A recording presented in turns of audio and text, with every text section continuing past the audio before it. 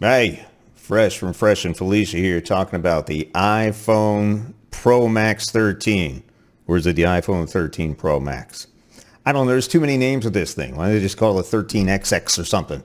It's one of the first iPhones with ProMotion display, so that's a big deal. It means they can dynamically adjust their refresh rate between 10 hertz and 120 hertz, depending on what you're doing. So supposedly good for gamers. Is it something that I will ever notice? Probably not.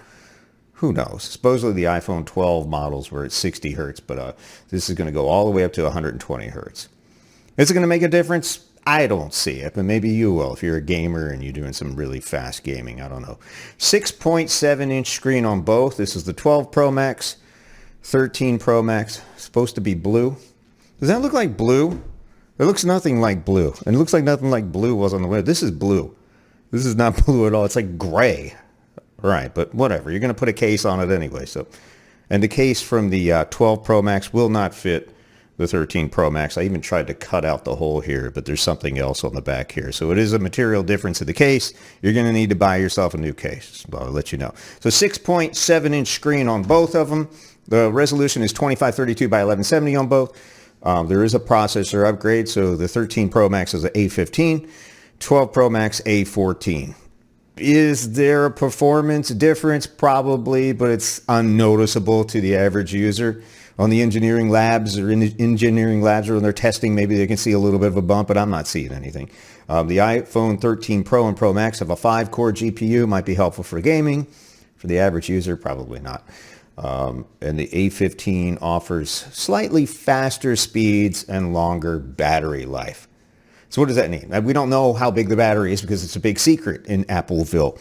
So what they're telling us is theoretically the 13 Pro Max will have 11 more hours of video playback than the 12 Pro Max. I don't know anybody who watches movies for 11 hours straight, okay? But maybe you do. That's your thing, and that's great. I don't judge here.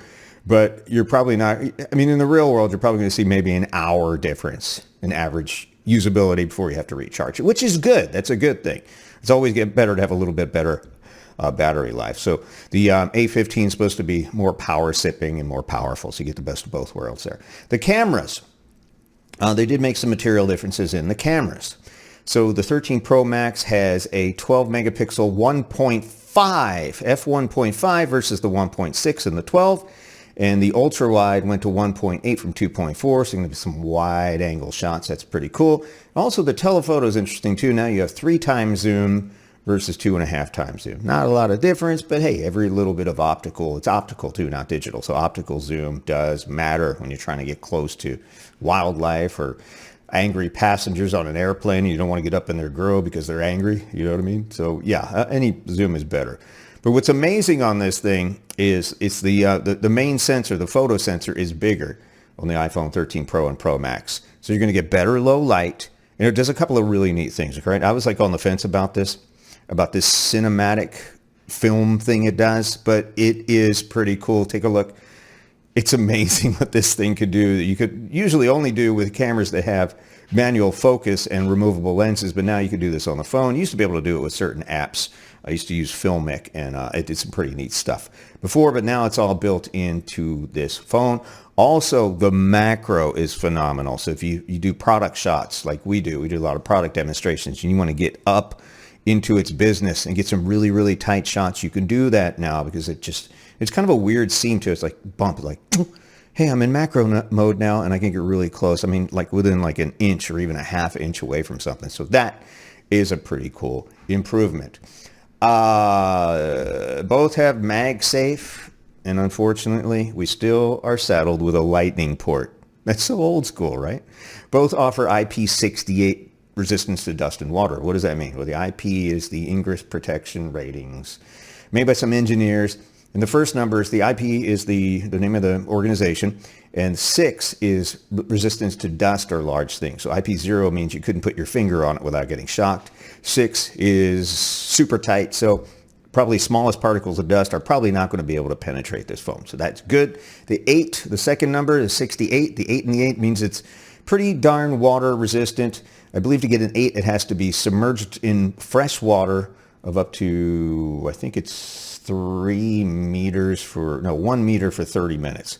But that's a controlled environment with fresh water. We're not talking salt water or chlorinated water, and we're not talking motion. So it's still fresh water for like 30 minutes. So in the real world, is that going to happen? No. You're going to drop it in salt water. It's going to get corroded.